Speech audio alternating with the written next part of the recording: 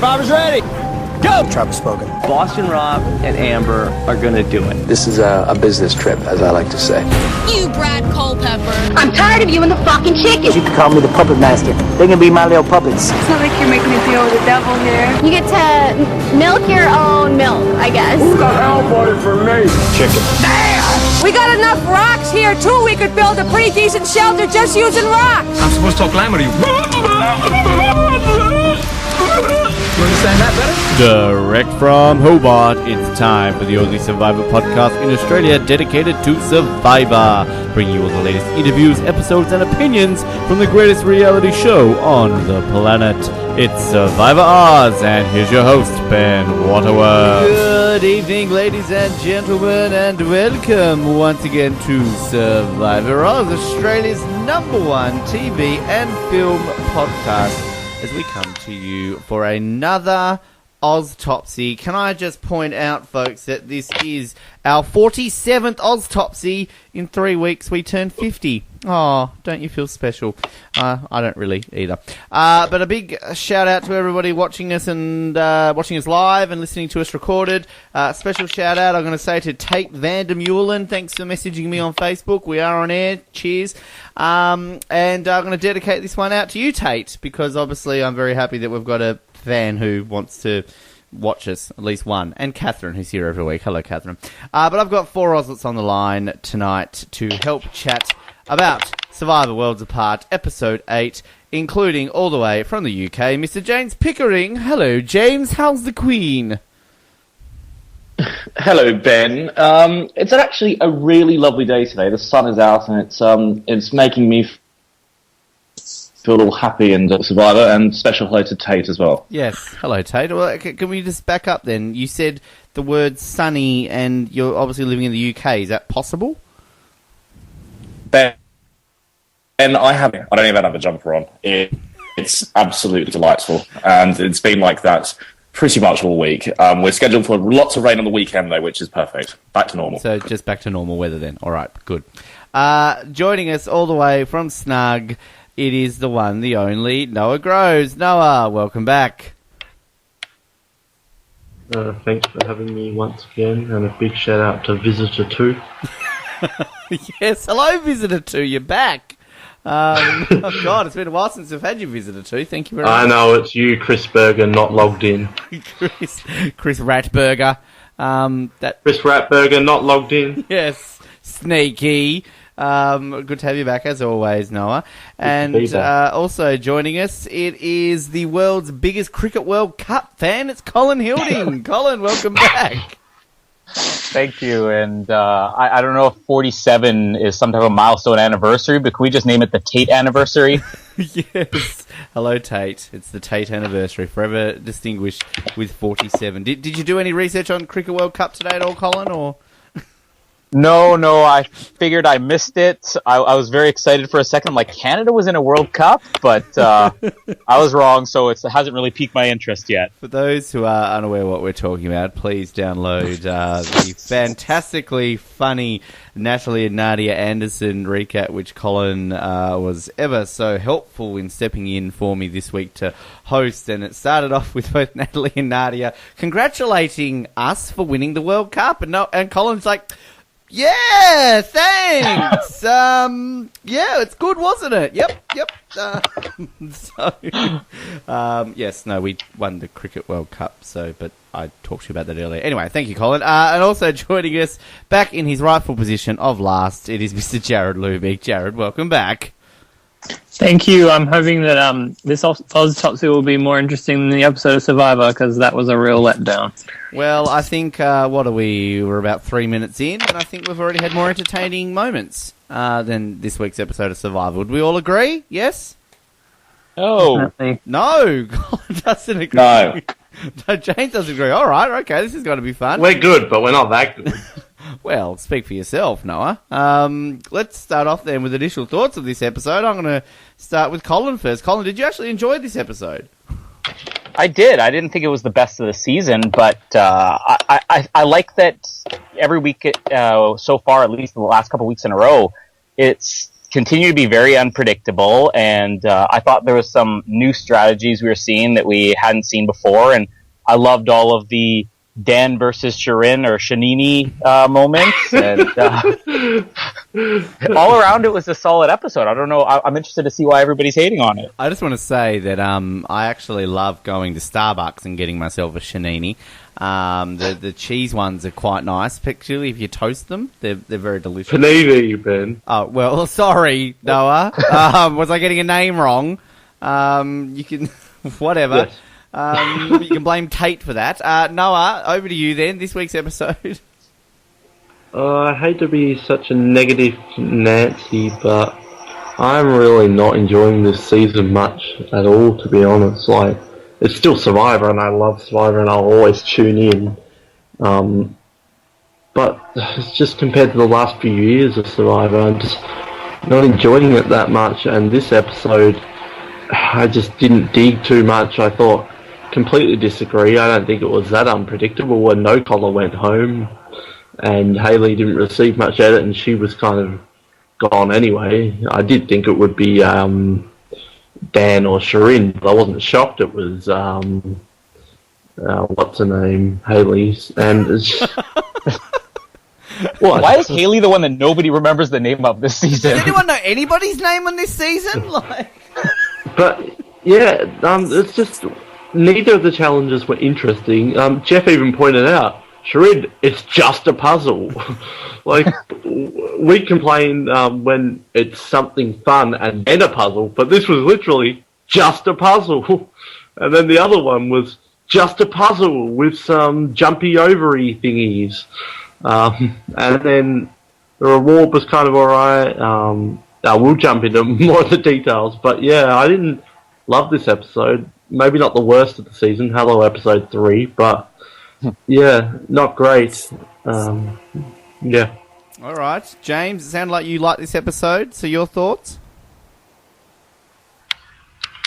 I disagree with Noah. I think this season is different to some of the seasons which have just come, but I've really enjoyed it. I think it's building nicely, and I think it's going to be a good ending to the season. I feel that we've got the characters a lot more than what we did in San Juan del Sur in the up until the merge. I feel like everyone's a cohesive storyline which could be followed through.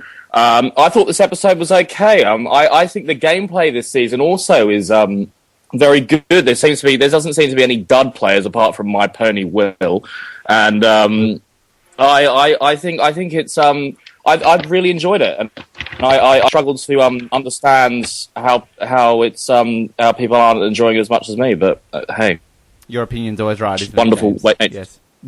Well, absolutely. That's exactly right. Yeah, like absolutely. I just wanted to point out the comment from Dylan, who's just said, "Noah, episode 3 wasn't that bad. Harden up." Yeah, Noah. I thought this episode was worse than episode 3, in my opinion. Sorry, Noah. Oh, harden up. Jared. Oh, I just thought it was a really average episode. I just find there's no real alliance that I'm kind of cheering on and wanting to sort of gain the majority. Like usually in this situation, you're kind of going for the underdogs, but I just don't find sort of that no-collar group that likable. And then I also don't like the people in the majority. So I'm like, is there any way that this season turns out with somebody who I like winning and I suppose a group of players emerging who I'm actually wanting to see go far and I suppose keeping me interested in the episodes week to week?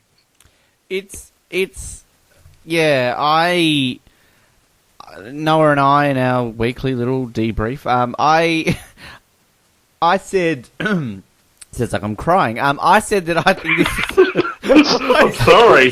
I'm so emotional in my discussion with Noah today. It's because we never get to do them anymore now that you're rich and famous. I have already think this is in my bottom 10 seasons. I don't know. There's just... I actually, I want you to talk more about this, James, because, I mean, I keep saying each week that I haven't really had too much of a chance to sort of see what the fan reaction has been online on social media to this season. So, I mean, Noah, maybe you can fill me in shortly in just a moment on what generally the fans are thinking of this season. But, James, I mean, you sort of touched on it a little bit, and you're not sure as to why about this season. But, like, in terms of the last few seasons and everything along those lines, I mean, are you finding this better than some of the last few seasons? I mean, just take us through your likeness for this season.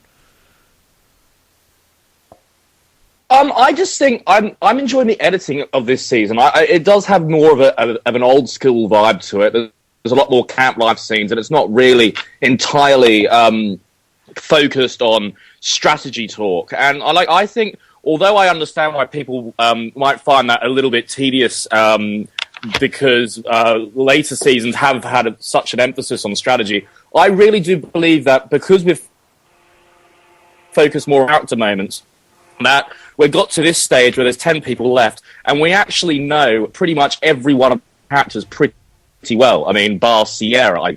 All the characters have a good storyline. All the characters have their own little idiosyncrasies and their little quirks, which I think has been missing from some of the later seasons. And because we have that, we're now all invested in characters and why and their little things. I think that the later on in the season we'll be able to watch it and it will be far more interesting.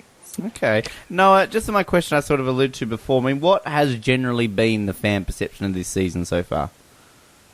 From what I gather, I think a lot of people are enjoying this season, and are putting it up there. Definitely not receiving as much hate as San Juan del Sur was, but there are people who are against this. I don't want to use the word against because I would put myself in that category, but I like the season, just not as much. But there is a vocal minority against it. But for the most part, I think people think it's a pretty solid season and are enjoying it much more than San Juan del Sur.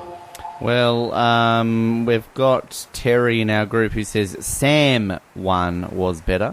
Haven't seen that one. You know, it's... Yeah, cool. Must be a good season. I'll take good friend of mine. Yeah, he's a very good friend of mine, Sam Wan, actually. We go way back. Beat Kate 4-3 on her second game. That was a hard one to watch. I really thought Kate was going to pull through for that one. But Sam, Kate, final two. Yeah. Good one. Well, it was a good final two, though. That's a top 10 coming soon. Top 10 Kate final twos. Like, she's been in a few of them.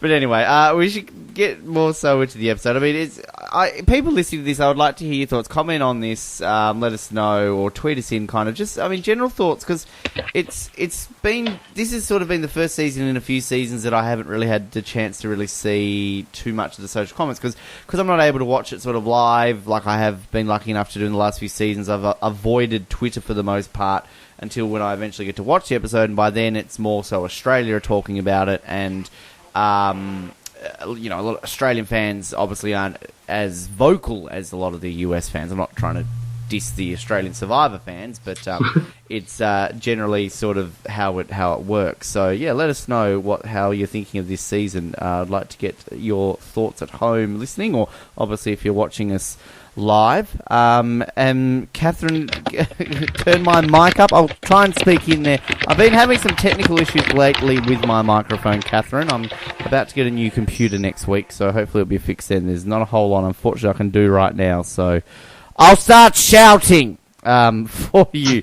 Now, I like the start of the episode when we had Rodney. Once again, we always seem to just get our weekly Rodney reaction to the Tribal Council, and we had this lovely little Rodney Will moment where he's like, "Ride with me, bro, give me your love." And Will's like, "I gave you my love." Colin, there's a song in there somewhere, isn't there? Why don't you give us the tune and then I'll get back to you? Sure. No, I don't know. Anyway. Duet, Rodney and Will.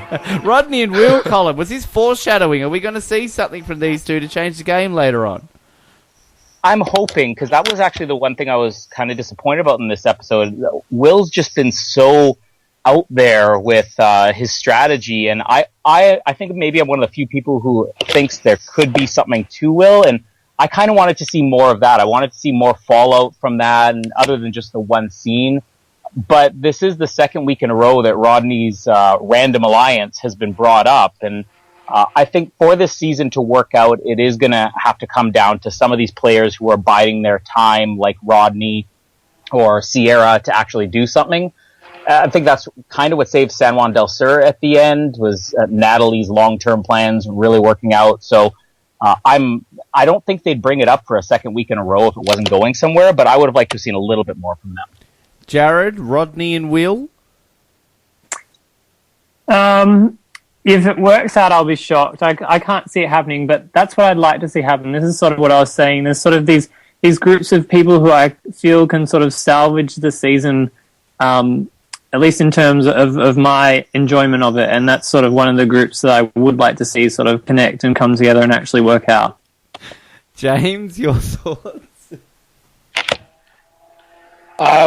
I don't think it will work out. I would love it to work out, so Will can get to the final three and I win some money. And I think Rodney is actually pretty entertaining as a character, so the longer he sticks around, I think the better. Rodney, just love that man to death. He just is amazing. Noah? Well, that early scene you mentioned, I thought, Rodney's going home. He's literally the only one getting any airtime at the moment, and it's been like 5 minutes of the episode. So I was worried there, but yeah, the only thing that will save this season for me is the Secret Four. Rodney, Will, Carolyn and Tyler. If they get together and blindside Mike and take out Dan and Sierra, that would be a pretty epic season. And imagine a final three of Tyler, Carolyn and Rodney. That would be epic. So yeah, I'm completely on board with this. That's the only thing that can save this for me is the Secret Four alliance. And I'm with Colin. It seems weird for them to mention it 2 episodes in a row for it to go completely nowhere. And we constantly hear from Rodney, I want Mike out, Mike sucks. So it seems like a bit for it to just fizzle out. Kind of reminds me of John Mish 2.0 where Natalie said for 2 episodes in a row or something, I want John out, I want John out. So I think it has to lead somewhere. Not necessarily means they will be the final 4, but I do think it has to come into play, otherwise why are we seeing it? Well, it's just such a throwaway scene too, exactly, particularly now that it's been brought up twice, because had we had a big strategic moment where Rodney's really pushing for Mike to go this week, maybe that would have explained it. And we saw the preview last week was all, Rodney does this, Rodney does that, but that was the only moment of Rodney trying to target anybody this episode before. He keeps saying, Secret Four is not going to come into play till Final 7. So I think they're going to plant these little scenes in like the beginning or the middle of episodes up until maybe the Final 7 or 8, and then it might become a bigger storyline. But I like how they're building it up, if they do build it up. Oh, they look. I think they should just make this season a Final 2 and have a Rodney Will Final 2. I genuinely don't know who would win in that final. Will would probably end up voting for himself to lose somehow, and Rodney would just be like, "Bro, whatever, man. Just do whatever whatever, man. Just do what you want. I don't fucking care."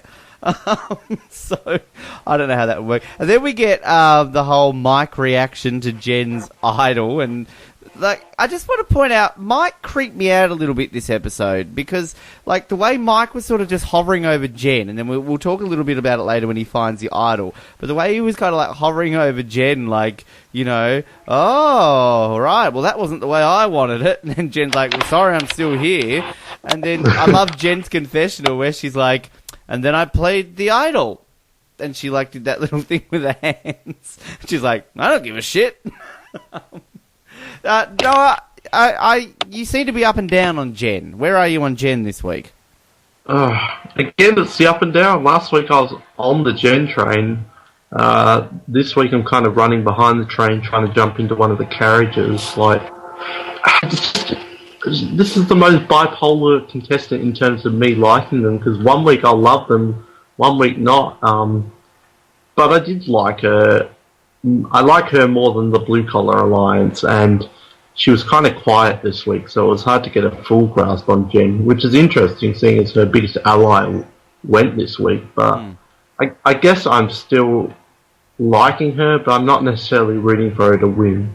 And if she gets voted out, I won't be totally upset, but I still want her in the game because she's fun. James, Jen? I love Jem. I think she's great. I think she's amazing in confessionals. She adds a lot of entertainment season. And I think she's just, I really like her. I think she's playing well. I don't think she's going to win, but I think we might potentially see a return. I think she's a definite returning player candidate. Are you eating breakfast right now, James, are you? Or I bloody well hope not. It's 2:00 in the afternoon now. Oh, is it? Oh, right, sorry. Are you eating lunch or is it tea time? I mean, it sounds like you're eating. That was so English. That was so English. No, bloody well hope not. I'm having tea and biscuits, but apart from that, no. All right. Queen's just been round for a cuppa and now she's off. She's out sunbaking in Palace Gardens. Topless? Bloody well hope not. There it is again. I spoke to Prince Harry earlier today, by the way. Australia, we're looking after him quite well, so I just thought I'd let you know, just in case you were worried. That's great. We're looking forward to his return. Yes, I bet you are. We're all waiting at the airport. Yes, all of Britain are literally at Heathrow right now with signs. Come back, Harry, we missed you. Jared, Jen, where are you on her this week? I'm a bit similar to Noah. She's not one of my favourites, and I sort of tend to dislike her, but she does have her moments. I did sort of enjoy her just absolute disgust and hate of Rodney this episode was quite funny to watch. But I think generally she is not the type of person who I would hang out with in real life, and I don't think we'd get along. Oh, really? I'd hang out with her all day long. Like, all night. I'd just hang out with her. Like, she's... Anyway, Colin, Jen. I don't really have an up and down opinion of Jen. I think ever since the first episode, I don't see her as becoming one of my favorite all-time characters, but she's definitely up there for me as one of the more interesting. And again, her narration of this season, I mean, nobody can top her. I wish we had seen a little bit more from her this week, but I like you said, I mean, I love the reaction she had, oh, I'm sorry, I'm still here. And she always has something interesting to say. I'm not sure where the up and down opinions would come from, because to me she seems really consistent. I'm just looking at the comments here in the group, and somehow we're talking about Rodney and Will in Eurovision, and the conversation Catherine's brought up of Rodney singing Rise Like a Phoenix, a song that Conchita Wurst won last year. I'm losing Colin again. So, for photoshopping a picture of Colin with a beard like Conchita Wurst. Colin. Rodney as well. And Colin. You can do a Photoshop of Colin if you want. How's your facial hair growing skills, Colin? Can you grow facial hair? Yeah, I'm not quite at Rodney's level, I guess. But, I mean, my opinion on Rodney, again, is like Jen. He's had his few moments, but he's just such an intriguing character. And this is, I think I'm along with James, what I like about this season is that these characters are unlike people we've seen in the past. And I can't really compare Rodney to anybody. I know there's been comparisons to Rob and Tony, but he's very different. And he's giving us some of the best reactions so far. I mean, a couple of weeks in a row, his reaction to the vote out is really what's holding up tribal council. So I want to see his alliances work out at some point, but at the same time, I don't think I'd be crushed if he just became one of those self-destructing players, because it'll make it interesting one way or the other.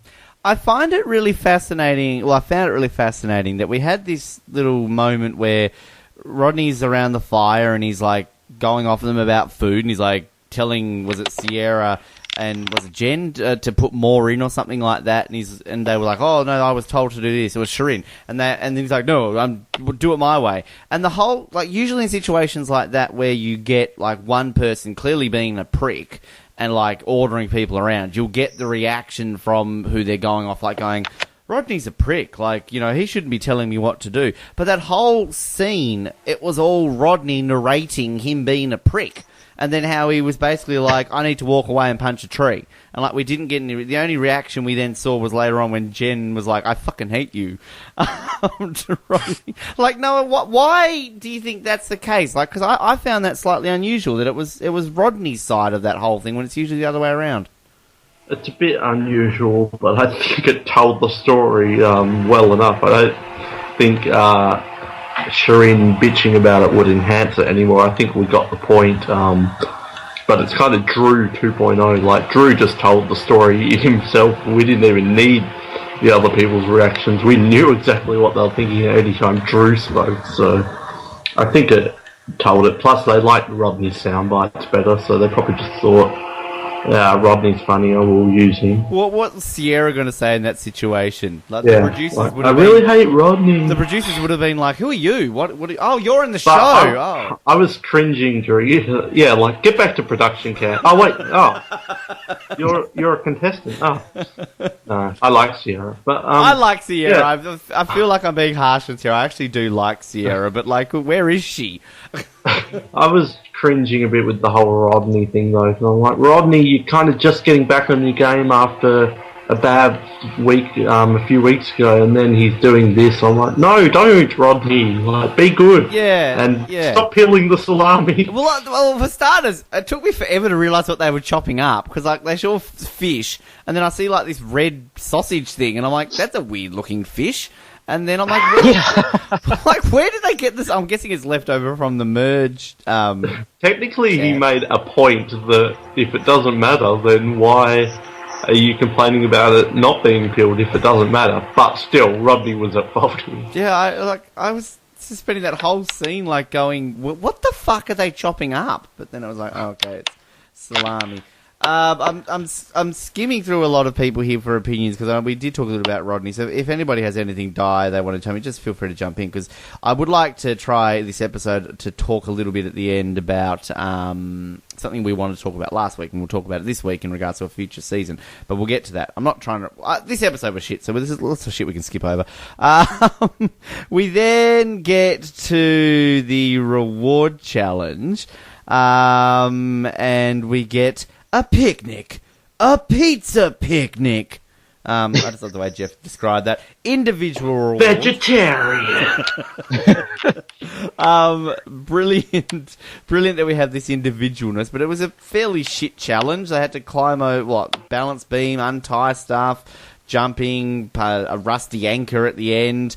I just like the fact that Dan just completely nutted himself at the start of the challenge. Like, it was like, Survivor's ready, go! And then Dan's bonk, and these balls are up in his mouth. And what is with Mike and that stick in his mouth? That whole, Jeff had the two. Do you notice that, Colin? Yeah. What the hell is with that? I had the same reaction. I'm like, this isn't the first time I've seen this. Is this something that's been going on the whole season? Like, who can remember that? I remember it from a few episodes back where he tried to throw the challenge, but it seems to pop up all the time. Is it the same stick every week? Is it like his luxury item? Like his lucky stick? Jeff Kent rip off. We've already seen. But the difference with Jeff Kent is Jeff Kent had a toothpick. Look, I mean, obviously he didn't bring it. Well, he might have brought a toothpick. I don't know. But this was he was allowed. I don't know. We don't have any Americans on the show to sort of Southern Americans, because I know that's a thing with the straw. And I mean, Jared, are you a farmer? Do you put hay in your mouth? No, not last time I checked. Emu farm maybe, but that's about it. I don't know, Emu Plains, I'm thinking there's lots of grass and shit, but James, big farming man, putting twigs and sticks in your mouth, that sounds so wrong. No, not really. I'm more of a tube and bus type of man myself. When I just realised that's that's much nicer. Put twigs and sticks in mouth. It just reminded me of Amazon for a moment there, but I'm not going to touch that one. So anyway, at the end, Joe wins. Yes. Anybody? I'm just going to throw this open. Somebody chime in here. You want to talk about the reward challenge at all? And the reward, because we barely saw any of the reward really. So anyone? Well, yeah, but it's briefly touched though. All right, look, I heard. I think Colin went first there, so go, Colin. They briefly touched on it, but I can't be the only one who thinks that Joe was pretty smart in his choices of who he was going to take. I mean, he left his 2 strongest allies back at the camp, which was a good thing to do. And on top of that, he took, I think, I'm not quite sure why I picked Shirin. Maybe it was just because, well, there's an extra person, but who he took on the immunity had some thought put into it. And I think Joe's one of those characters that he doesn't really do a lot of the time, but you can tell there's always something going on in his head. So I was at least impressed with that. And I like the whole immunity clue in the bottle thing. What would have happened if somebody just choked on it, literally? I was going to bring that up, yes, because it was... I mean, when he first said he noticed it, I thought it was on the label, because the way they showed the bottle, it looked like there was writing like beneath the label, and then I realised that it was like in it, and you're like, what? How would they explain that? Like somebody choked and died, like a contestant died by filming Survivor by choking on the hidden immunity idol clue. James, what were you? They could just go, Colin. They could just like production would just say, "Sorry, Mike took a swig of it and his toothpick fell into the bottle." Yes, James, what were you going to say about the reward? I was just going to say about his. Everyone can play a challenge that don't pick the correct people to go with them, and Joe nailed it spot on. So he deserves some credit for that, because that was exactly the right move to take Tyler and Caroline and Will, because they were the swing votes. And even then Shirin made sense, because Shirin, out of the 4 on the no collar alliance, Shirin's the more likely to flip. She's not going to stick like Haley and Jen are. So I thought it was a great move. This is why individual reward challenges should always be a thing, because we have these moments where you have to choose. And, I mean, while in the grand scheme of things, that didn't seem to affect much this week. I mean, you know, we had the whole situation with Rodney, the way he reacted. You know, Shirin and her, you know, superfan, shut up! From getting selected and all that sort of stuff. But, yeah, like, I just think this is why we always need to have interviews. And I don't get, like, logistically, okay, I get why they do the team ones. But, like, I don't know. I just think they should always have these individual ones. Noah, did you want to add anything to it? I think Colin and James summed it up. The choices I was super impressed with, like, picking Shirin as well, and Will and Tyler Carolyn was a really good pick. But I just don't know how the hidden immunity idol clue didn't get soggy. Like, how did it stay so dry? But that very was dry funny. soda in Nicaragua. Joe deep-throating an immunity idol clue was pretty funny. But, yeah. And I did wonder if that was the same zip line from Survivor Nicaragua, when Chase and Dan Lembo and I think Fabio was there, went on that. I think Jane Jane wasn't there, it was all guys. But I wonder if it was the same zip line thing or not. Well, it's interesting, actually, in listening to the Nadia Natalie one, Colin, that you did, how they were talking about that the pool was left over still on the set, like where they were filming from San Juan del Sur, like from Nicaragua. I wonder if it's still, like, they just haven't used it and it's all grimy because Fabio's pee's still in it or something like that. Dan's still trying to get that ball. He's still sitting on the chair. He can't get down. Still waiting to do his turn. Yeah. But yeah, no, it probably would be the same zip line. I wouldn't see why they'd build another one. I love the random. Well, I don't think they build the zip line, dude. I love the random Nicaraguan guy who's like going off at Shirin. Oh, too fast! Oh, you went too fast there. Like, and then Caroline, like, yeah, well, you should have stopped. Yeah. I did like Shirin's confessional where she was like, oh, I realise I don't like her. Like, talking about Caroline. Well, this is a very Shirin episode. Like, I think the feelings are mutual back and forth between those two. Yes. Jared, did you have anything to add? Not really. I'll just say that I think the challenge itself was a bit boring, but I will say that this episode I was glad that they at least had challenges that had different elements than sort of the first individual immunity challenge, because I think that was a real issue last season, just having challenges that were way too similar. So far, so good. I think next week it will be what they'll have to do. They'll do the puzzle first, and then they go across the balance beam. So that's what they'll do. Of course, we did touch on it before, but we got the whole Jen, I fucking hate you, to Rodney. Have we really seen much of Jen anti-Rodney? We hadn't seen that. I thought for a second she was talking about Joe because she didn't get picked. And I'm like, no, that can't be true. So, I don't know. I just thought it was a little bit random. But anyway, so then the rest of the main part of the episode revolved around finding an idol, Mike being a spy, Tyler... Because, I mean, obviously Tyler saw Joe with... Then we have Tyler and Joe, and then Mike saw Tyler, and then Tyler told Mike about the clue. And, of course, eventually Mike will get the clue. Start with you here, Jared. This whole situation will go right through to Mike finding the idol. What was your take on all of this?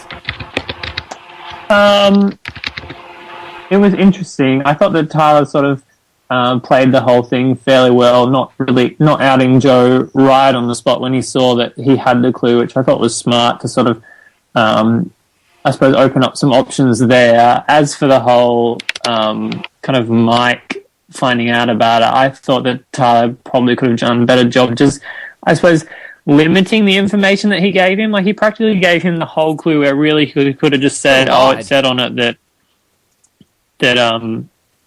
it's near here or whatever, just giving him part of it instead of it's near the river and it's in this hollow and blah, blah, blah. Like, surely he could have given him part of the clue and then gone to the right spot and sort of found it himself, which I think would have been a better move.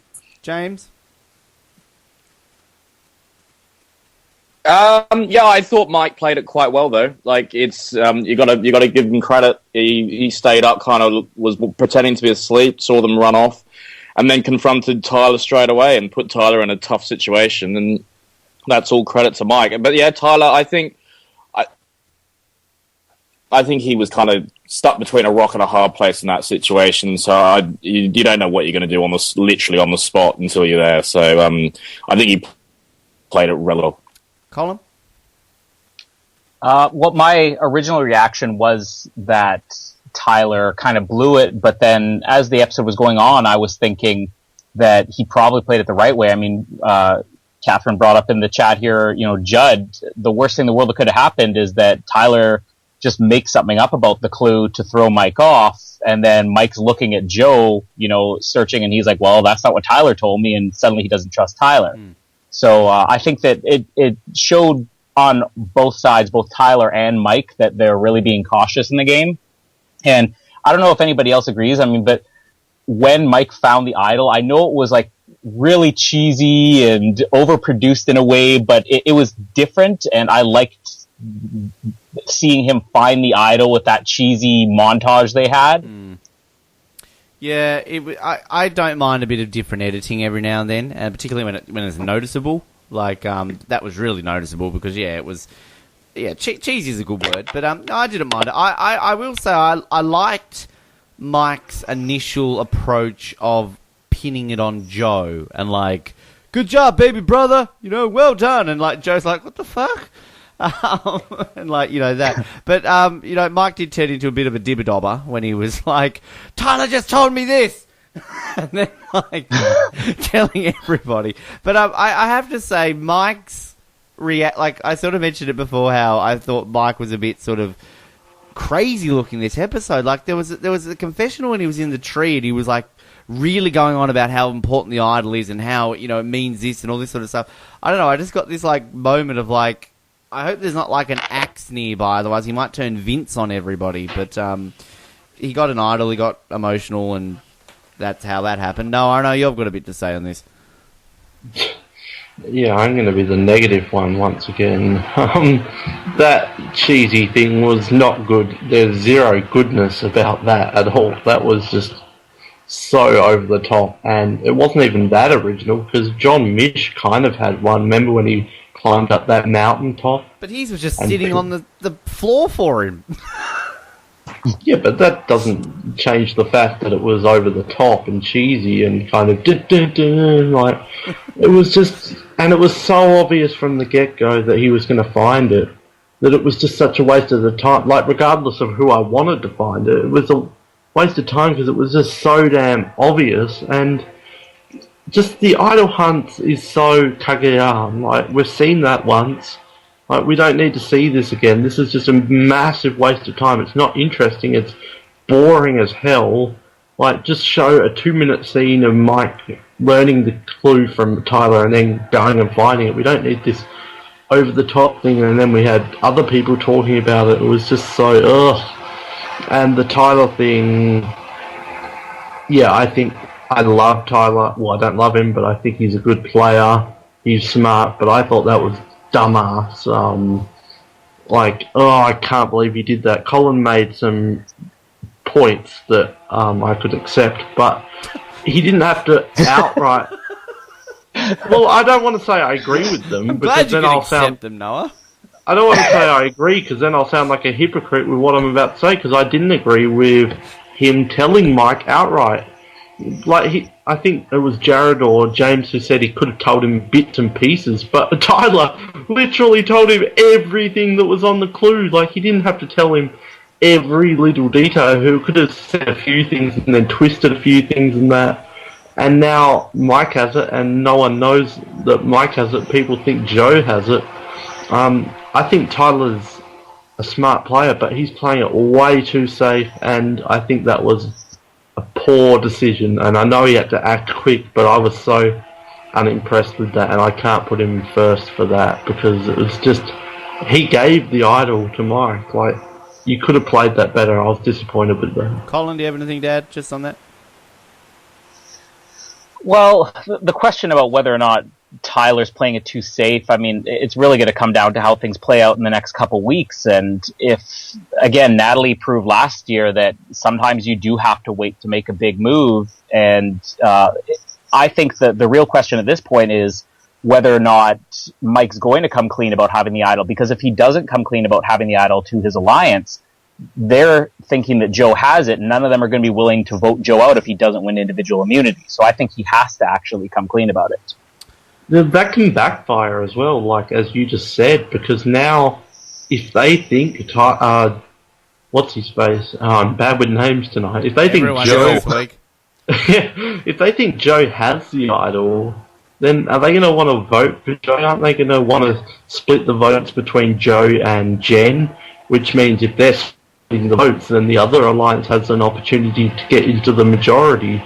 Like, surely the plan on Mike's behalf, it had its ups of outing Joe, but surely how's he going to get around that? Because his alliance is going to be like, well, you told us that Joe has an idol, so we can't just chuck all votes on Joe, because he knows that he's going to be the target. So I don't know how Mike's going to play that now that he's made up that lie. Jared, James, either of you want to chime in on just this debate at all, or either or? Jared? I don't think I really have anything to add. I do think, just like I said, that Tyler could have played it better, but I mean, we'll see how everything turns out. James, anything extra? Not really, but although Nope, lost you, James. I disagree with the hunts. They're boring and pointless, and get rid of them. Do. Okay. A just random thing here before I move on to what I was going to bring up. Our Ozlet Jimmy actually shared this 12 years ago. 12 years ago? 12 hours ago. 12 hours ago, but for some reason... Jimmy, a pioneer of social media. Well, he's posted 12 hours ago a photo. Now, he says, I don't know if I should be proud of this or not, but I'll take it.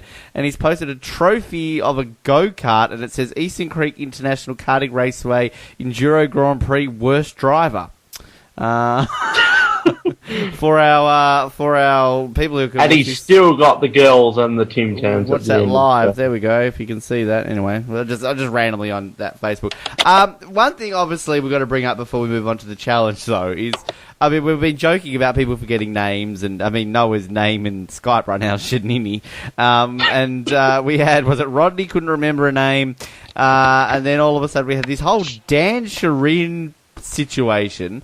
Initially when he's in the water and he's saying, like, once again we have another case of a fan not knowing the numbers. I thought, like, at first, like, this is Dan and Shirin trying to come up with a little, like, alliance. I thought he was trying to, like, work something into it. Then all of a sudden he's just, like, sitting there, like, bagging out, just, like, reading shit. And then he's like, I'm trying to be nice. I really am. And then we get this confessional of, like, Dan just calmly, like, Shanini, I don't even know whatever her name is.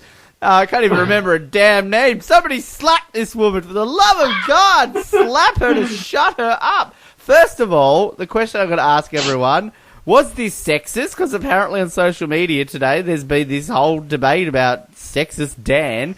And what the fuck was this whole situation? I'm going to start with you here, Jared. Yeah, that really sort of came out of left field. Like, it was such a weird thing to happen, and I was sort of on the same wavelength as you. I thought, oh, here they go. Sort of Dan's trying to set up, like, an alliance between the two, and his whole, like, you know, the worst thing about fans is they can't do maths. And I'm thinking in my head, no, the worst thing about fans is they have, like, no social awareness, and they don't know what they're doing when they're pissing people off all the time. It was really weird, and it was one of those moments where Dan just came off as a complete idiot. I don't know if I'd call it sexist. I think he would have done that to sort of anybody who was getting on his nerves. It was just weird and just horrible sort of gameplay in terms of social play. This is why we need a female voice on these weekly Oztopsies, because this is a perfect opportunity. I'll go to the closest thing for a female voice. Noah, what was your take on it all? Well, firstly, is Dan sexist? Was the comment sexist? I don't think so. Was the comment correct? No. You shouldn't slap anyone. You shouldn't advocate slapping for men or for women. So I don't think it was necessarily sexist. It was just an inappropriate comment all around. I don't think it had anything to do with her being a woman so much. And I do wonder if people would complain if he talked about slapping Robin, but that's a whole other debate. But it definitely was a very inappropriate comment. But I loved the Shanini. I laughed out loud with Shanini because I was laughing at the Rodney bit at the start of the episode when he said Cherie. And then I just lost it when this one came on, because their confessionals were like, it almost seems like that was planned, because both of them just had the exact same, well, whatever her name is, like, I lost it at that point. I wasn't a big fan of this episode, but it was a pretty hilarious episode. But yeah, the whole scene confused me.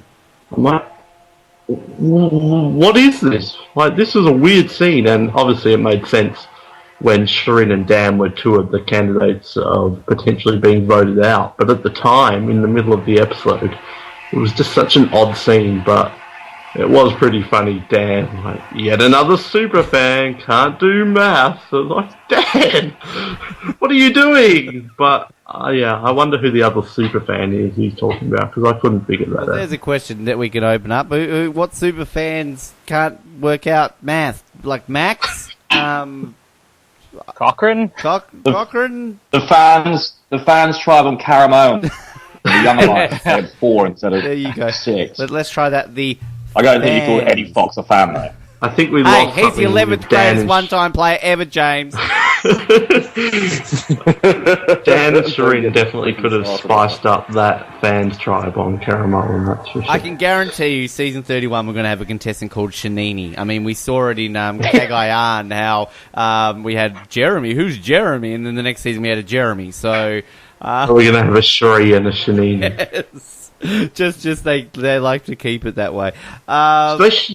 Jeff should just call her that. No, that's better. Shanini wins immunity. I like it. The reward this week: paninis. Shanini, you're winning a panini. Shanini, you want to know what you're playing for? Panini. Colin, this whole scene. Well, first I just want to say I hate to admit when I'm wrong, but I've been saying for weeks that Dan had a good shot at winning the game, and he's, as you guys said, I mean, it was kind of a weird scene. You know, it started out and I thought that Dan was onto something, but he just has this odd way of communicating where he sounds exactly the same when he's condescending as he does when he's, you know, playing smart. And I think he really blew up for himself this week. It did not serve any purpose. Plus, the idea about her not being able to count, that's what was most surprising me, because when she sided with the minority, as we know it now, they thought they were the majority. And they had no more reason to believe that they were wrong as Dan would have had last week. It was one of those votes was going to go one way or the other. So it's not that she can't count. She could count when she put her plan together the previous week. And she could count when she tried to turn it around this week. I love Dan. Dan is one of my favorite characters this season. Shirin, I like her, but she's not nearly as high as Dan for me. But I would love to see just this storyline just culminate with Shirin being able to blindside Dan. It would just really play out well for this season. I thought it was going to happen tonight. Nearly happened. Whoa, somebody just dropped a plate. I just worked out the super fan who couldn't count, Matt Quinlan. Just popped to my... That joke failed. Anyway, moving on to the... Up with the one world. Sorry. So many One World references this season. Well, we got a Kagai. Tarzan, Matt Quinlan. We'll bring up the Unga Bunga dance again for Tarzan, Noah. Cheaters! Anyway, each week's not complete without a Tarzan reference. Can I just point out, as well, big hello to Eve Rojas. Now, we joke about Eve Rojas on this show, but Eve Rojas liked our post, the top 10. We've made it. We actually got a few comments, and I'm not just saying this because I wrote the top 10. Hey, I'm bragging. But we actually got a few Survivor contestants commenting on the top 10 unfairly hated seasons. We had Laurie Doherty chiming in for Chris. We had Colton putting in a little love heart to me. Thanks, Colton. And, Eve Rojas liked the post. So that's a winning top 10 for me. Hashtag. Yes. Hashtag Eve Rojas like the post. Eve Rojas approved. I'm going to put a little tick with an Eve Rojas face on it.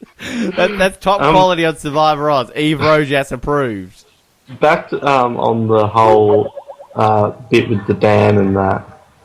We say... yeah, that's what I'm calling it now, the Dan. Can we say that now Shanini has 0 chance? She's on my slim to 0 chance of winning now. I don't... Too many confessionals of, I hate her, what's her name, I hate her.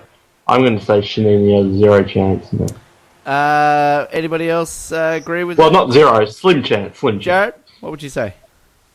Just Shirin's chances of winning. Yeah. I think she will, if she makes it to Final Tribal Council, I could see her struggling in the jury vote. Definitely just from what we've been seeing. But, I mean, it just depends who she's sitting with. James?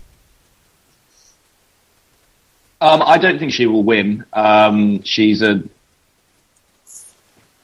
I don't. If you're annoying people, then there's absolutely no shot you ever got to win. But I just said, I haven't been able to say it yet. Dan is amazing. I think he's a fantastic character, and he's so entertaining. I agree. Dan's not winning this game, but Dan, I think he's a great character. But Dan's probably me playing Survivor. Didn't you say it was you, Noah, for a while there? Yeah, I think Dan is unfortunately me. Colin, Shirin's chance of winning? Yeah, I think she does have 0 chance of winning. I think that Dan might have even a slightly better chance than her. I kind of wish that we could see more of what the other contestants are talking about, though, because I don't see her on screen as being as annoying. She almost seems like one of those characters that everybody's talking about being annoying, but we're not really seeing it as viewers. Yeah. Now, we go to the immunity challenge. We'll just have to, because there's not much really to talk about that much in the immunity challenge. There was a puzzle. Joe wins. Dan thought he won 3 times. I'll get to that in a moment. But, I've got to mention the whole Shirin-Jeff interaction at the start. That was one of the most awkward / funniest interactions ever, where Shirin's like, oh, yeah, it's like the opposite of a bomb. And, Jeff's like, you got to bring it in. And, Jeff's facial reactions and his mannerisms were just hilarious. And then she was like, you know what I'm talking about? And, I wonder if there's all these hidden moments over the years. I'm sure there are on Survivor where Jeff has these interactions with contestants we never see. Yeah, for some reason they randomly just decide to show that. I mean, obviously this is Shirin's story arc, the kooky girl she is. No, I know you love that moment. Yeah, that was pretty hilarious. Jeff was really thrusting it. Yeah, like that. Oh, yeah. Like, you gotta get it in and bomb. There's your sexual innuendo, Jared. Yeah, it's just Jeff going. Like, it was pretty uncomfortable to watch, but I found it freaking hilarious. I loved that bit, and I've watched it a few times since the episode aired. Just that bit, because that made me laugh. Good old Jeff, back to form. You knew she wasn't going to win either. Like, I mean, come on. Colin, I know you like that bit too. Come on, Colin. Yeah, like Jeff is really picking up his game. He hasn't really been on his game this year, but every response he has to Shirin is awesome. I loved the early tribal council moment where, she thought he was reacting. He's like, I didn't realize I was. And this, I mean, I think he's totally playing up on Shirin at this point. We'll get to the tribal council. Jeff's reaction, I think the best one this week was when Haley mentioned, like, we're Tribe America. And then, like, Jeff's reaction was like, yeah! But we'll get to that. James, Shirin, Jeff.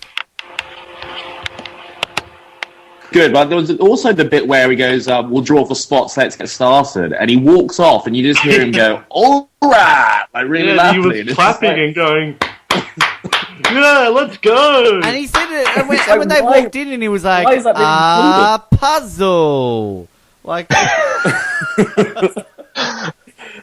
Jeff's again this week. This was a lovely moment, which I really enjoyed. Jared, anything to add?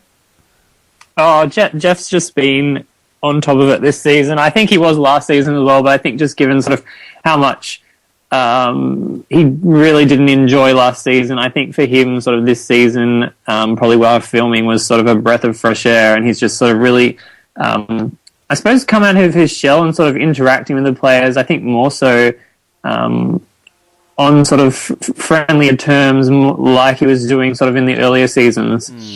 Yeah, I reckon he's... Well, we said the other week that he was high at Tribal Council, so maybe like he's... I think he was still on the Nicaraguan gold this week. He's got a bit of gunge or something like in Nicaraguan production camp. Yeah, they've got the good stuff down in Nicaragua, because Jeff is just... He was so over the last season, he's like, fuck this, I'm getting stoned. Yeah, and like, oh, where did it sting you, Jen? In a sensitive area. So yeah, we had Joe wins. I did love Jeff as well. When Dan's like, I got it. Dan is wrong.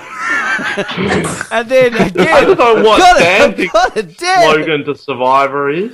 Well, the thing... It was so wrong. The thing that amazes me too is that as soon as Dan's like, I got it, everyone stops. Why do you stop? Because if there's a chance he's wrong... I think you have to. Oh, I just thought you would keep going. But, so anyway, Joe wins. I love Rodney's confessional that he was the prototypical American white boy. And if it was him and Joaquin, they would be sitting around eating rice and beans. Noah, you like the random Joaquin reference? Oh, I love that we had a Joaquin reference 2 episodes after he was voted out. Like, how often do we get that? But it was actually not a bad point. If they voted out Joe, they would be having none of this business of Joe winning everything, and like Joaquin wasn't going to win everything, and they'd have the alliance, and they would be smooth sailing. Like, yeah. Yeah, well, it was a good point. That's a good way of looking at it. Now, I'm skipping along here because there wasn't a whole lot of strategy talk. It looked like it was going to be between Haley, and then we had the girls come up with the idea for Dan, and everything looked on board. The thing that I obviously ultimately, in the end, was confused about was the fact that it seemed Sierra was a big push behind this, and in the end she didn't even vote for Dan, and we didn't see why she changed her mind or any sort of leeway there, but... I like the quote. Was it Sierra or was it Jen who said, I'd rather leave my kid with Rodney than Dan? Yeah, Jen. Burn. Yes. That strategy scene that you were talking about, I think that was very... Mike has them wrapped around his finger, because all it took was for him to say, we should vote out Haley, and they were all saying Shirin, and they all voted out Haley, so he has got all of them completely wrapped around his finger, and I wonder if anyone's going to start taking notice of it other than Rodney and do something about it, because at the moment he is definitely running that alliance. James, did you agree with that? Yeah, I do, but also, it's doesn't it Mike's game if Joe's still there? Because he's a huge target, and the moment that Joe goes, Mike's the biggest bloke and will become the big challenge threat, so he might become a target. I just always I think them not voting out Joe at the merge. I think for Mike, although he's now if they're by trying to vote him out in the last 2 rounds, I think it actually helps Mike's game to have Joe around, but maybe that's just me. Jared? Yeah, I just thought it was weird how Haley was the target, just sort of after last week when they tried to vote out Jen. I just thought it was a bit weird that they sort of didn't just go straight to trying to vote her out. Again, you know that she's just played an idol, so she's probably, chances are she doesn't have that one, and chances are she won't have the new one. Mike knew that she didn't have the new idol. It just seemed a bit of a strange target. Colin? Well, there might have been some worries that Jen could have picked up another idol again. We didn't see Mike come clean about finding it, so there was probably a little bit of worry right there. I kind of agree with James that it does help Mike's game to have Joe around, but at this point it's looking like he could go on a Terry immunity run and just go all the way to the end, winning every single challenge. So it is a huge risk. One way or the other, if Joe loses, he's obviously target number 1, but in the meantime, it can't hurt to have him around to take a little bit of target off, because Mike really is being perceived as the leader by everybody. And as far as Mike's game goes, I don't know if he has everybody wrapped around his finger, because we already know that Rodney and Sierra aren't really on board with him. And I don't know how much, somebody like Mike might be on, or not Mike, Will might be on board with him. I think Mike is on board with Mike. Well, I don't know. Mike's very uncertain about Mike's loyalty in this alliance. But with Will, Will, they're really not setting themselves up to have a loyal alliance that's going to go down to 7 at this point. So I don't know how strong Mike's game is going to be going forward. I'd love to... you go now. I was just going to quickly add, I really liked Tyler's... He kind of redeemed himself with the idol, well, I saw Shirin looking for the idol right up till we left, and Carolyn's like, what idol? Carolyn, the one that you have that we have to hide. I thought Tyler played that. Idol, Carolyn, the fucking... Yeah. What idol, Tyler? Shut up! This is... Oh, you mean the idol in my pocket? Oh. Also, though... I thought Tyler played Mike has told him... Go, James. Yeah, sorry. Mike's told everybody that Joe has an idol, and then Tyler's told everyone that Shirin has an idol, and there's 10 left, right? And they've got why didn't they split the vote? Why? If they think the other side has got 2 idols, why wouldn't they get split? Especially after the week before. I interpreted it that he was telling them that Shirin didn't have an idol, because he said right up to the day that we switched tribes, she was still looking. So that's how I interpreted it. I wanted to bring up quickly before Tribal Council, we're talking about Joe, and obviously he's won 3 in a row. Firstly, has anyone ever won 3 in a row straight from the beginning? I don't know if anybody can think of a person. I don't know if Terry did. No, Colby obviously didn't, because Keith won the first immunity. Do you have the stats? No, I honestly don't. I was putting that out there. I didn't know if anybody has or not. There's Roxy when you need him. Yeah, exactly. But, the thing that I find interesting, and, I know, Noah, you said to me before, there's no way Joe's winning every challenge. To me, Joe hasn't been, Joe's had no competitors, it seems. Every challenge, he's won by a canter, pretty much. Well, Carolyn was up there for a long time the other day. Yeah, but I don't know. I honestly... Joe's not winning every... Well, I guess you probably thought that no tribe would lose every challenge like Oolong did, but I don't know. I can anyone see Joe winning everything? Because I've kind of got something in me that's thinking Joe could possibly keep winning all of these. At least the immunities, I think he can. And there's obviously, as Oolong proved, there's a first for everything in Survivor. Yeah, I don't know. Like, I mean, look, I'm not particularly rooting for Joe to win. I'm not the biggest. He's just like a meh person to me. But like, I don't know. Like, Joe should be someone that the average fan roots for. But I just feel like no one really, like, he should be the Aussie or the Malcolm and the winning the challenges and Golden Boy, American hero. But I feel like no one is really thinking that of Joe, which is kind of much like this season. It's just everyone's kind of vanilla and there's no one you're really rooting for as villains or heroes or anything like that. So Joe's a funny one. Somebody on Twitter did, I noticed, ask, and they tagged us if Joe would marry them. And I then tagged Joe in it, so I'll get back to you to let you know if Joe accepts. Good deed, Ben. Well, look, I just thought because help the fans. You're ordained. That's why they asked. Exactly. Like, if that fan happens... You'll marry them on the Oztopsy. I will marry you next week, Joe, and... Oh, no, save it for the 50th. Yeah, well, the 50th. Hopefully that's not the week Joe, gets voted out. Because, I mean, let's be honest, Joe loses immunity, he's gone. Like, I think we can all agree on that, can't we? We should try and get this campaign going then, the hashtag #SayYesJoe campaign. Yeah, sorry, Billy. Billy, we're putting hashtag bring back Billy aside for hashtag marry Joe. Hashtag #SayYesJoe. Let's get this trending. Yes. Well, isn't he dating So Kim? Oh, wait, that's Malcolm. Sorry, I need to find that photo. I saw it. He's voting, he's dating Do Kim. Oh, that's going to get complaints. That's the name of her sister. It is a real name, Ben. There's nothing about that other than that's her name. Are we not allowed to say people's names then? Well, apparently not. Do Kim. Ben. Not funny. I was gonna say that there's a photo out there of Malcolm and Joe together, which I need to find because they honestly look exactly the same.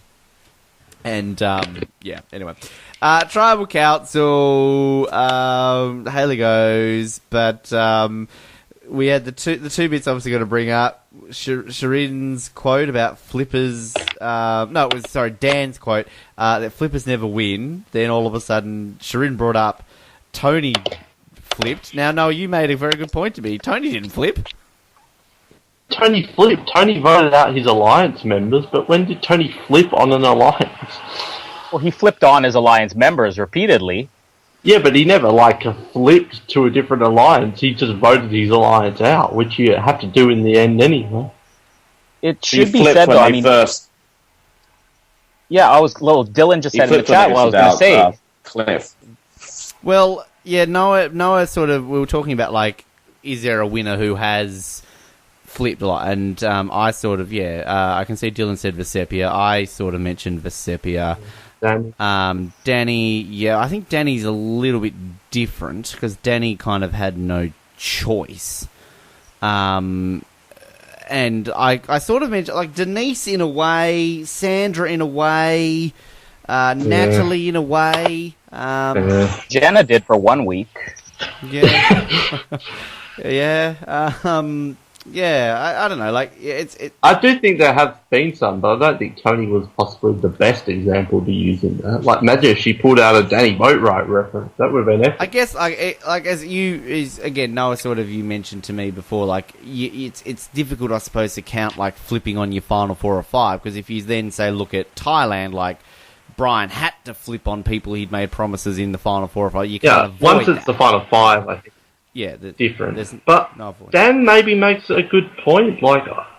After he said that, I tried to work out how many winners did flip on their alliance members, and I think he was wrong in saying flippers never win. But I think it's maybe a good point from Dan that a lot of time the winners are people who don't flip, because I'm trying to work it out, and the only ones I can think of are really Vesepia and Danny, and I'm sure there's a few others, but maybe Dan has some sort of point.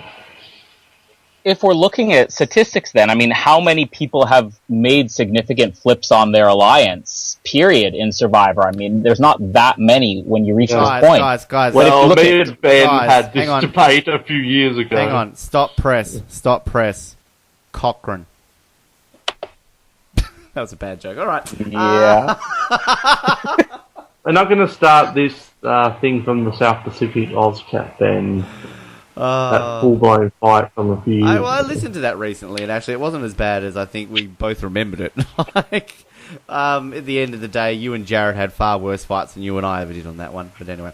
Oh, I miss Jared. So, Jared, are you there? But luckily we've got a good Jared. We've got a better Jared. No, I shouldn't say that. We've got another Jared. We've got the angel Jared. Oh, Jared. Nice to Jared here. I won't say we have a better one.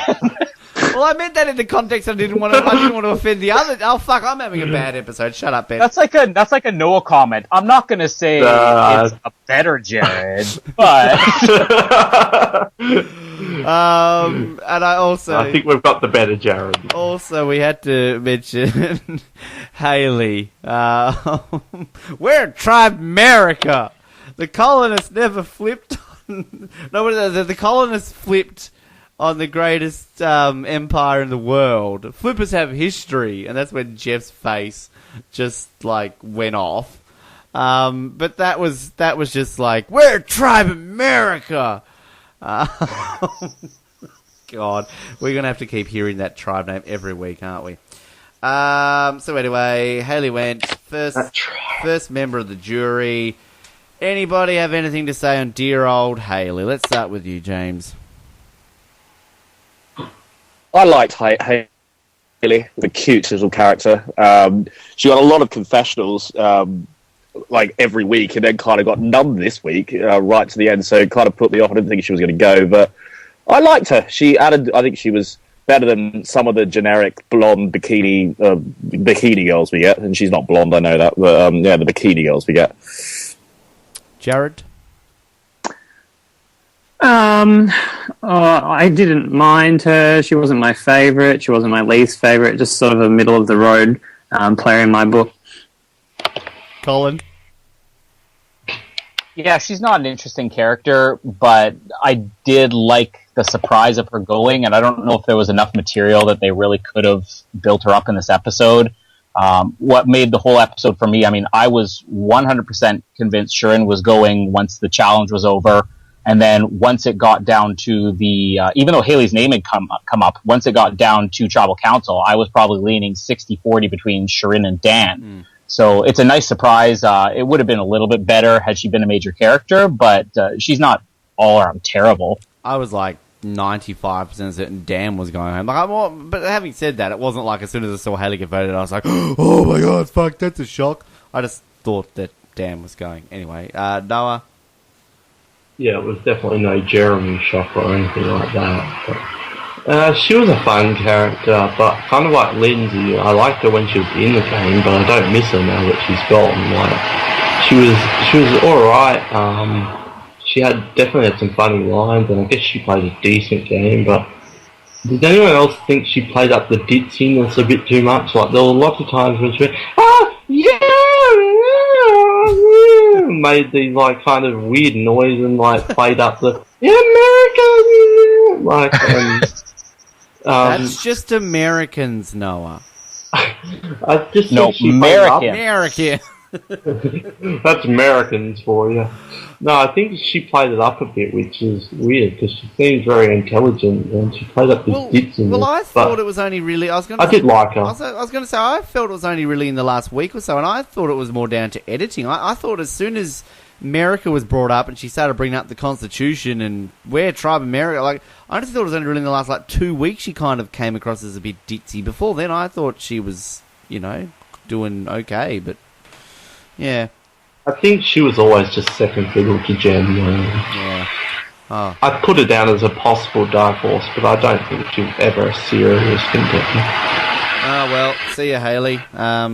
Haley. We called you different names, but yeah, first... Let's hope a guy is gone next week. We're down to 4 girls.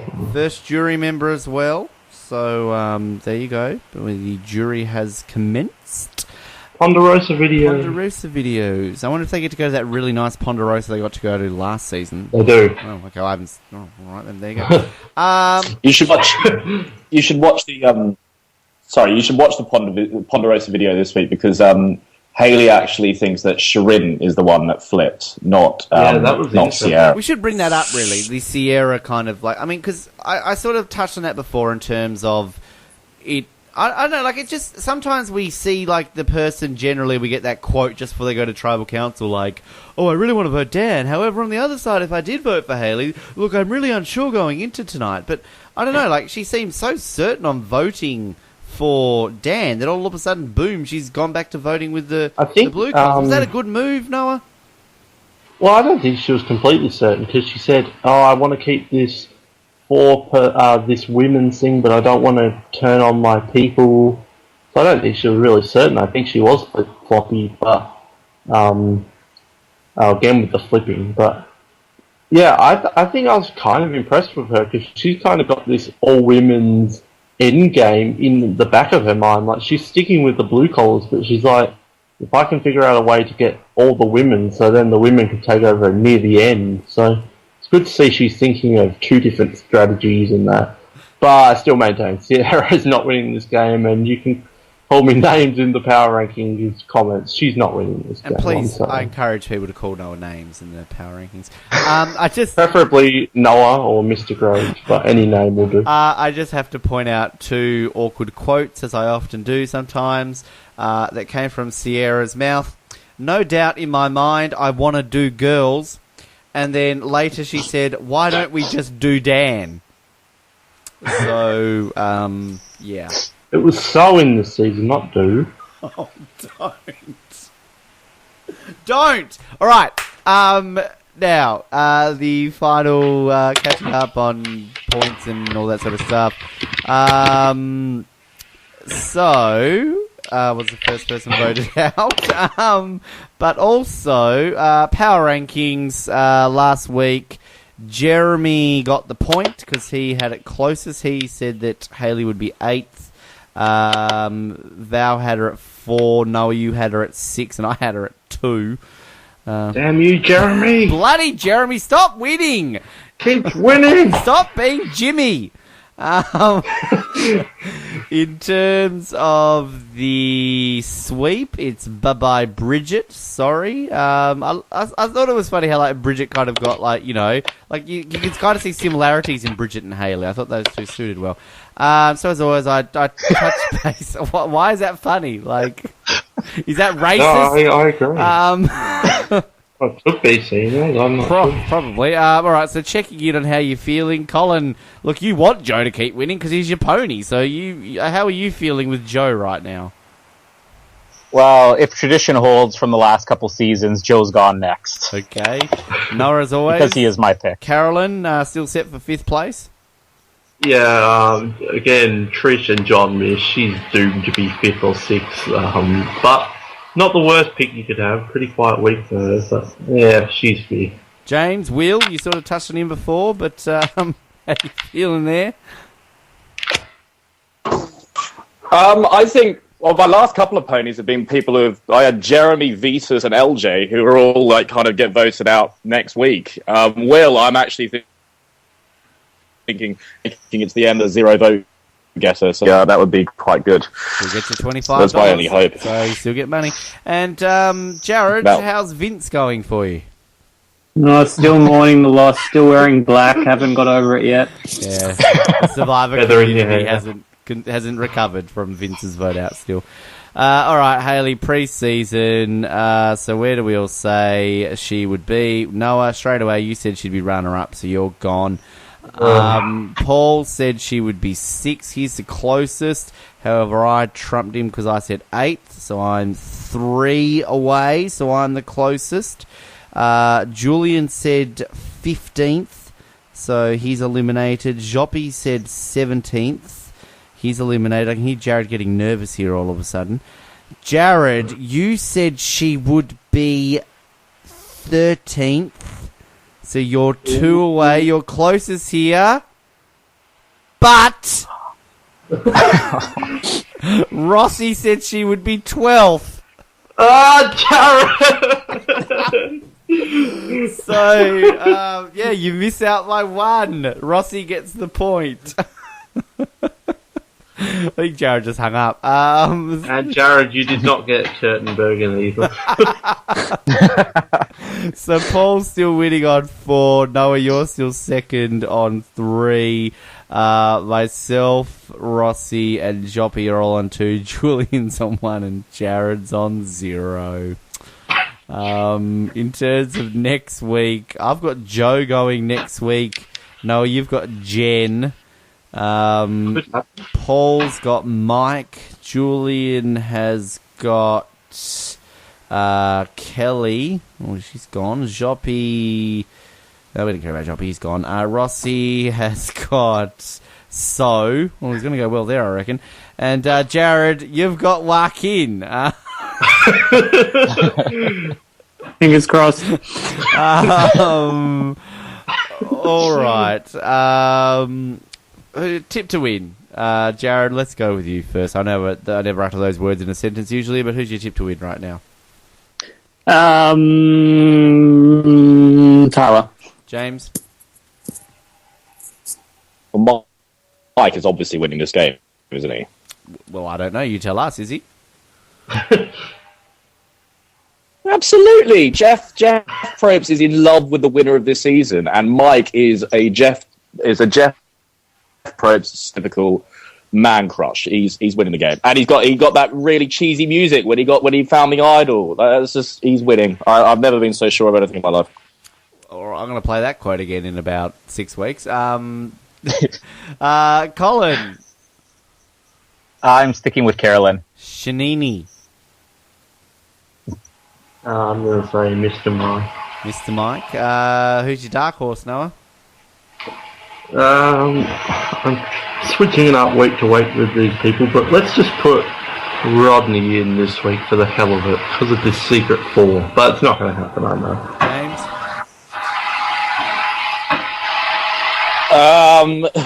There is real no dark horse for me, because I think Mike's going to win. But it will be Joe. He'll go with a 7 straight nudity win. Take off. Snug's got an airport again. Should have heard it before when he had to restart his computer. It was like talking to him in the middle of like an Air Force aircraft carrier. Jared, who's your dark horse? Jen. And Colin. Yeah, I picked Dan last week, so let me go a little bit safer this week and say Jen. Colin, I'll stick with you and say who's next to go.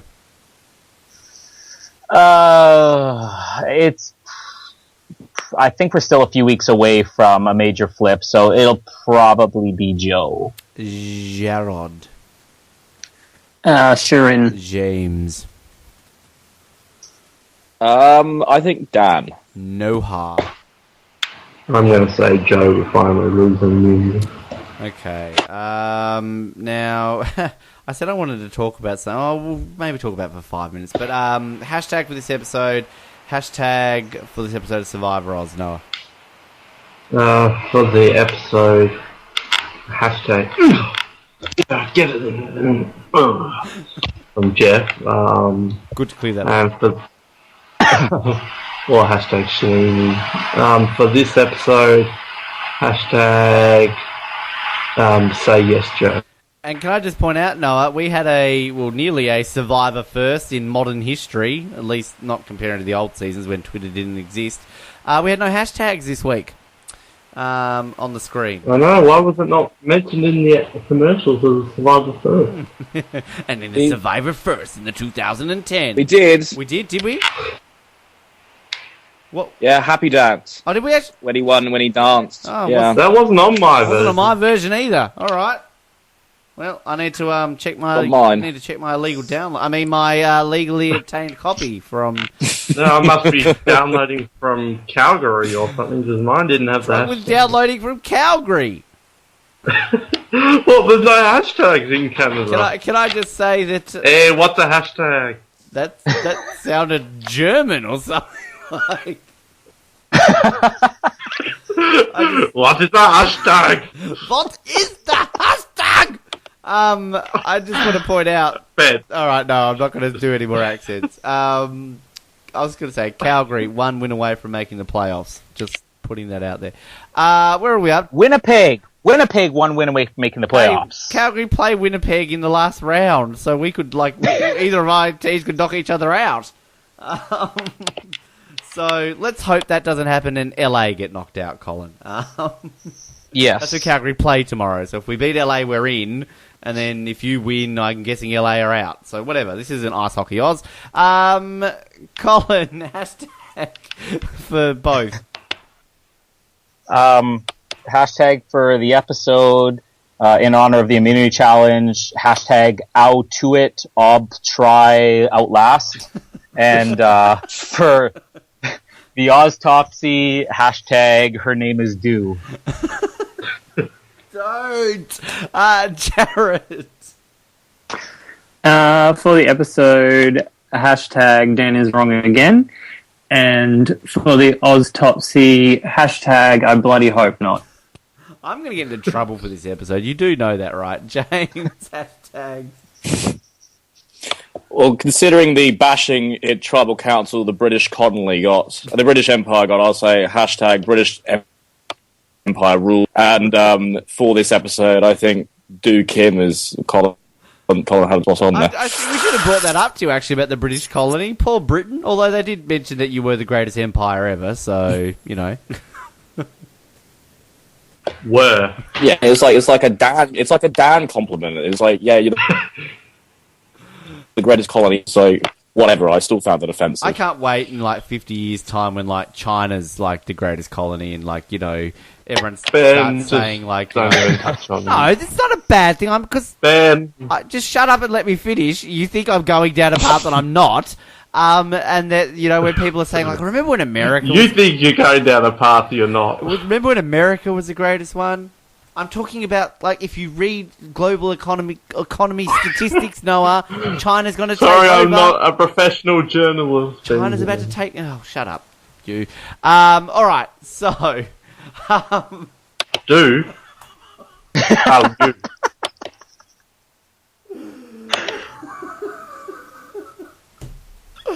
Oh, fuck. We're not going to talk about what we were going to talk about. We're at an hour and a half, basically. It's 10 past 12 right now. So basically what we want to talk about, it's nothing that, not the Chinese Empire in 50 years. Well, look, in 50 years we'll probably be doing Survivor Oz in Mandarin anyway. So, the people who on the internet haven't known is that there's season 31 or 32. Stop right now if you don't want to know anything about season 1 or 32. Cut. Thank you for listening to Survivor Oz. Season 1 or 32, one of them is scheduled to be a full All-Star season. And as part of this, there's going to be allegedly a fan vote involved of a select group of players. Now, there's a group, is it about 50 players on the list, is there? Or am I overcounting that? 40. 40. 40. So essentially there's a group of 40 players. Names have been leaked, except for the exception of about a few from this season that are allegedly on this list. And eventually what is going to happen is that the fans are going to be able to vote from this list of 40 people as, I'm guessing, the 20 that they want to see on a season. So we were going to try and take some time out of an Oztopsy to talk about this.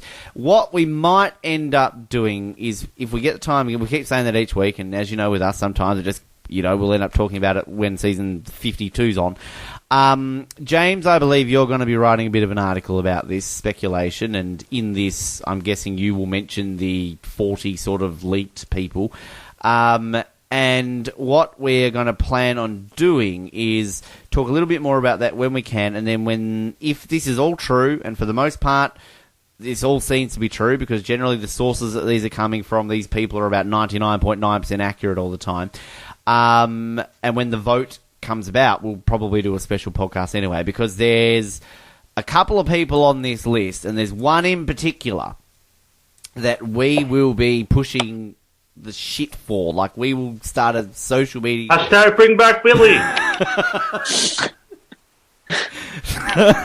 Spoiler! So we will be very much campaigning very, very hard for this. So again, some people obviously treat that as spoilers. I know there are some people who are staunchly against any form of spoilers. They obviously tuned out when I said, like, go away.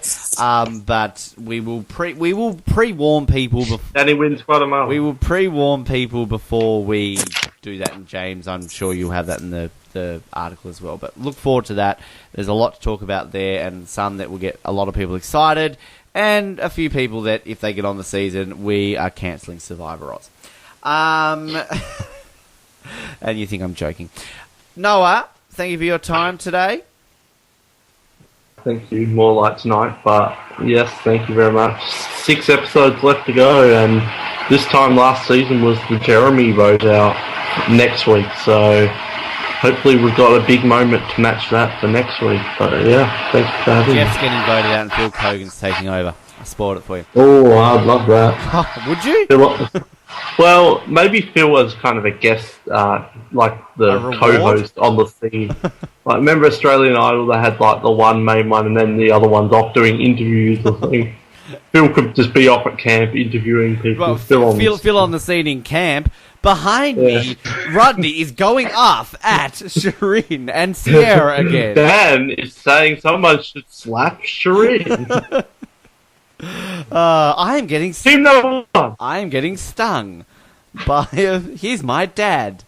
Colin, thank you for your bring in the puppet. Thank you for your time, Colin. You're welcome. They should actually combine, like, while they're filming The Amazing Race, stop off at the set of Survivor and, like, do a combination. Cross promotion. Remember they used to do, like, CSI crossovers and that? Yeah. Do a cross promotion. Yeah. They're both CBS shows. I believe CSI Survivor's coming soon. Yeah. The next leg of the race, you'll be heading to... And then what, does Jeff put his glasses on?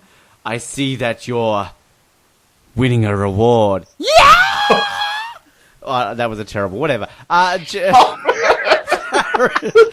need... Stop doing that. It's scaring me. What? No, edit that into the new introduction for the show.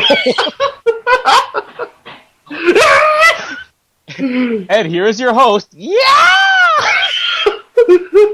Yeah! It's bad!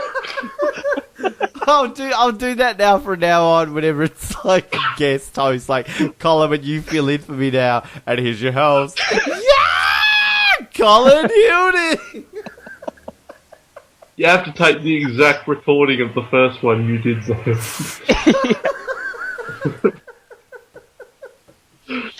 Oh my god. That should just be, instead of Survivor Ready at the intro, it should be, yeah! Boston Rob and Amber are gonna do it. Yeah! Alright, enough. Sharon, thank you. Thanks for making it more enjoyable than the episode. Yay! This, and can I just point out, this is the only time in the history of the Survivor universe that our episode will be more entertaining than the episode of Survivor. At least in our heads, anyway. James, thank you.